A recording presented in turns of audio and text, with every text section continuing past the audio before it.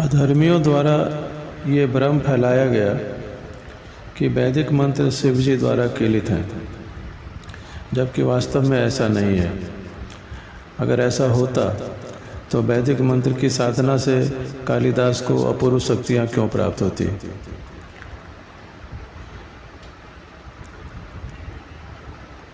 वैदिक मंत्र की साधना से ही कालिदास को काली माँ का वरदान प्राप्त हुआ था। इसलिए पूजा करना और अपने दैनिक जीवन में वैदिक मंत्र पढ़ना बहुत महत्वपूर्ण है। अब हम बात करेंगे पूजा और साधना। पूजा और साधना में अंतर है। सबसे पहले हम पूजा के बारे में जानते हैं। पूजा के नियम निम्नलिखित हैं। पहले यह तय कर लें कि आप किसकी पूजा करना चाहते हैं। किसी उद्देश्य से और बिना किसी उद्देश्य के, बिना किसी संकल्प के, बिना किसी सकाम भाव के अगर आप पूजा करते हैं तो उसका फल आपको नहीं मिलता है, क्योंकि आपकी एक दिशा निश्चित नहीं होती है। अतः पहले यह तय कर लें कि आप किस देवता की पूजा करना चाहते हैं। कलयुग में सिर्फ 3 ही देवता जागृत माने गए हैं, बाकी देवता सुप्तावस्था में हैं। ये जागृत देवता हैं हनुमान जी, महाकाली और काल भैरव। तो आप इन तीनों में से किसी की पूजा करेंगे, किसी भी एक देवता की पूजा करें या तीनों देवता की पूजा करें तो आपको मनोवांछित फल अवश्य प्राप्त होगा।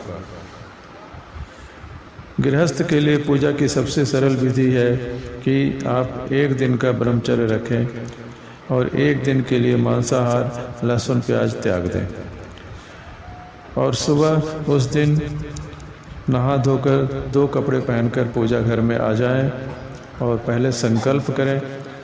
दाहिने हाथ में जल एवं चावल लेकर या केवल जल भी रखकर आप संकल्प करें कि मैं अपना नाम और गोत्र का नाम लें, अपने पिताजी या माताजी का नाम लें और यह बोलें कि आज मैं इतने देर तक शुद्ध मन से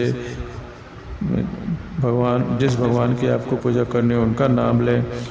मैं आपकी पूजा करने का संकल्प लेता हूँ और मुझे यह फल प्राप्त मिले। फल में आप जो भी चाहें वह बोल सकते हैं, या मेरी यह समस्या दूर हो जाए। किसी समस्या का नाम भी आप संकल्प में ले सकते हैं। इस तरह से संकल्प करके आप पूजा शुरू करें और जितने देर का संकल्प लिया है उतने देर तक आप पूजा करें। सबसे पहले घंटी बजाएं, धूप दिखाएं, फूल चढ़ाएं, प्रसाद में गुड़ चढ़ाएं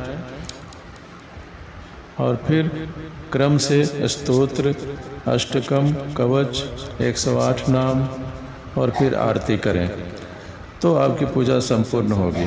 इस तरह से आप सप्ताह में 1 दिन या 2 दिन या 3 दिन या रोज़ अगर आप पूजा करते हैं तो आपको यह नियम पालन करना जरूरी है।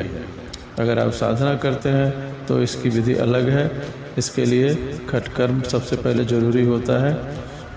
किसी अन्य वीडियो में मैं साधना किस प्रकार की जाती है इस बारे में ज़रूर बताऊंगा। जय महाकाली।